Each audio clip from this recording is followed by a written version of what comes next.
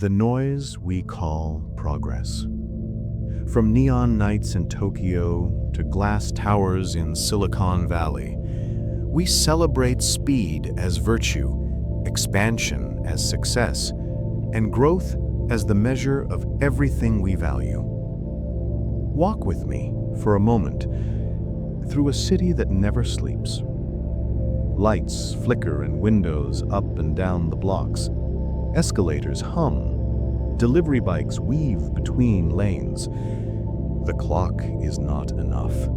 The calendar is not enough. We demand more. More data, more velocity, more product, more scale. Speed has become our language. But language shapes thought.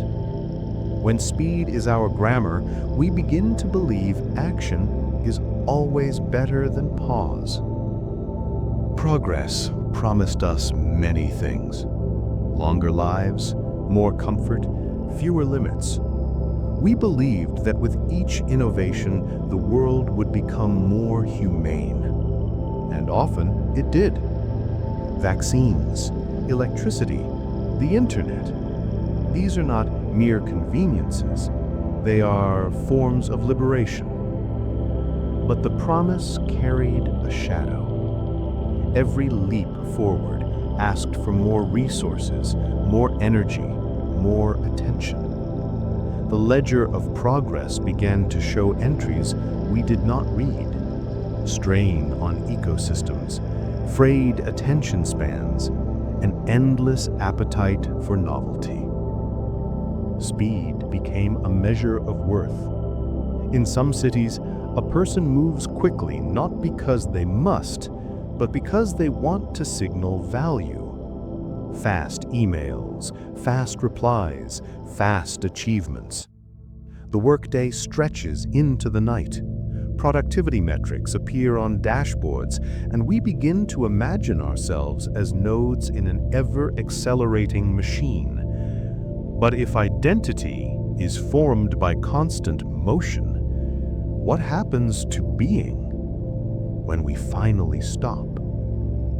Picture Tokyo's neon arteries, efficiency polished to an art, a train that arrives with mechanical perfection, a worker who files one more report before midnight. Now travel west to the valley, and you'll see another religion of growth.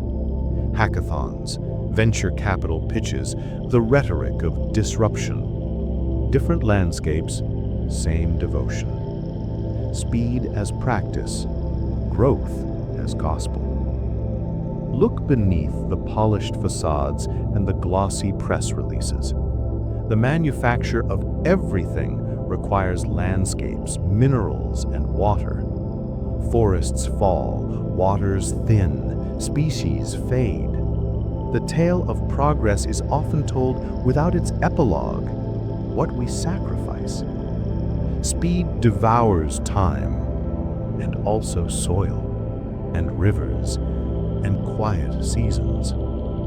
The Earth's ledger balances in ways that do not show up in quarterly reports. There is another cost, internal, invisible. Our minds are overloaded with stimuli. Notifications, demands, choices, options all arrive in a continuous stream. Attention, once abundant, becomes scarce. Multitasking is praised, yet it fragments thought. Long attention is commodified. The quiet necessary for contemplation grows rare. When every hour is optimized, depth becomes a casualty. Our economies reward velocity. Growth measured in percent is the primary metric. Companies chase scale as if scale guarantees meaning. But growth for growth's sake detaches from value. We produce more things, many of them ephemeral, and ask each other to care about them for a moment before moving on. The cycle produces waste, material waste, attention waste, moral waste. Behind metrics are people, tired, under-rested, perennially in motion. Stories emerge of exhaustion, not heroic, but humane and grievous. Burnout is a symptom of a system that prizes speed over restoration. Families stretched thin, creativity pressured into productivity schedules. The human heart cannot be measured by quarterly growth, yet we force it into that frame. There is a myth we tell ourselves. Progress is linear and inevitable. From ancient myths of ascent to modern manifestos, the story comforts. But history is messy. Advances are tangled with regressions. Technology extends capabilities, but not always wisdom.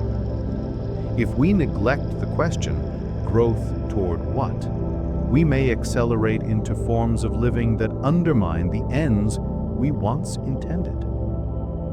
Notice the verbs we prefer: scale, iterate, disrupt, optimize. Language guides behavior. If the words of our culture favor speed, we will act in speed. Alternatives exist: tend, steward, maintain, rest. Each word carries a different ethic. Choosing an ethic is choosing a story about who we want to be. Consider the agrarian schedule, a rhythm set by seasons. Farmers rose with light and rested with dusk. Their lives were paced by growth that could not be hurried. Industrialization changed that. Machines extended daylight and factories demanded continuous motion. We convinced ourselves that the faster we build, the sooner we would arrive at abundance. But abundance came with new constraints. Philosophers have long cautioned against confusing quantity with quality. Aristotle asked not only what we can produce, but what we should pursue for a flourishing life. The measure of life is then not volume, but form. What does it mean to live well, not simply to live more? Here, two small stories. A coder in the valley, young and brilliant, who sleeps between stand-ups and writes code for a better tomorrow, yet scarcely remembers evenings with his mother.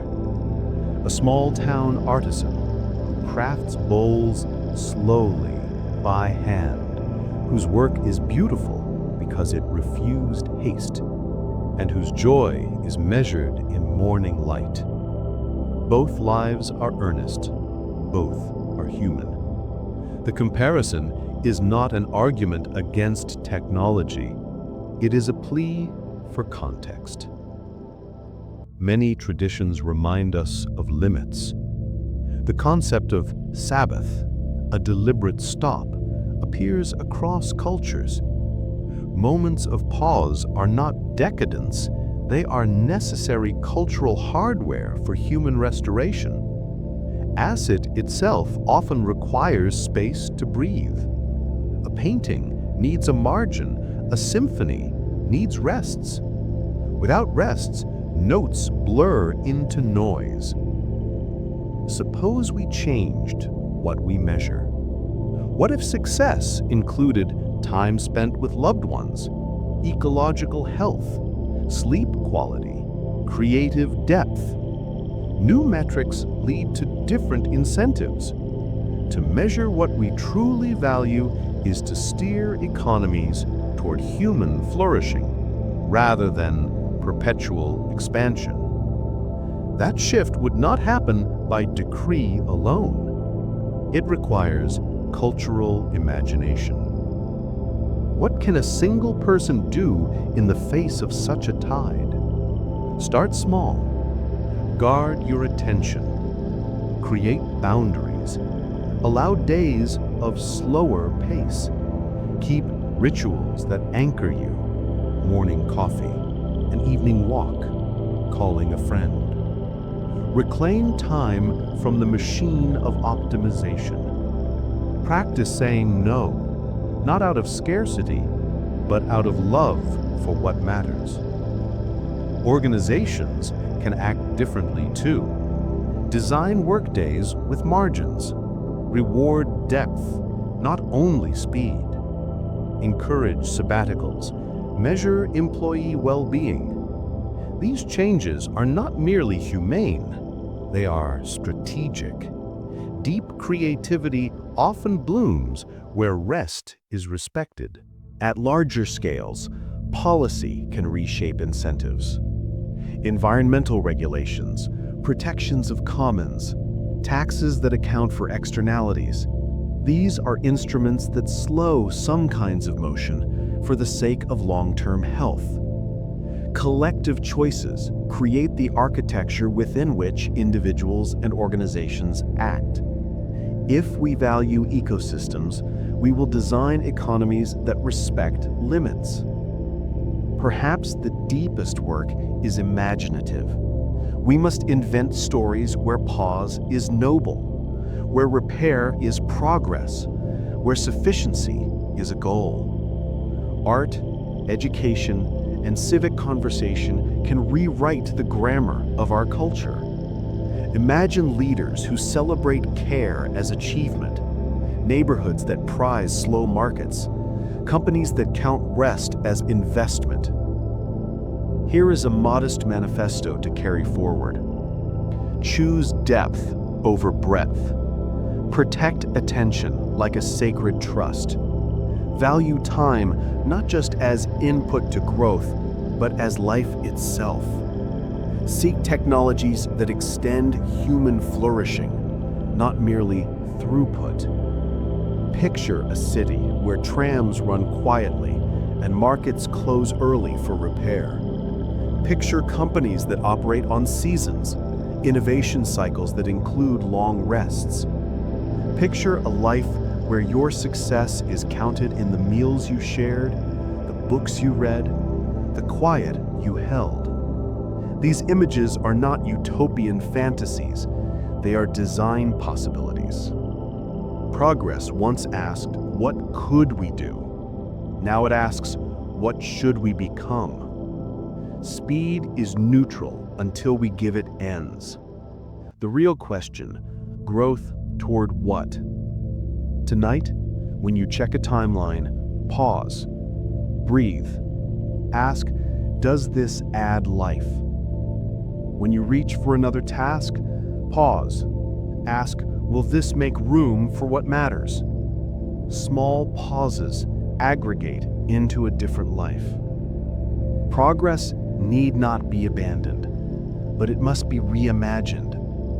Let us become stewards of time as well as makers of things. Let us make economies that honor limits, communities that value depth, and lives that measure success by presence, not by pace. The noise we call progress can become a music that includes rests, pauses that make the melody meaningful.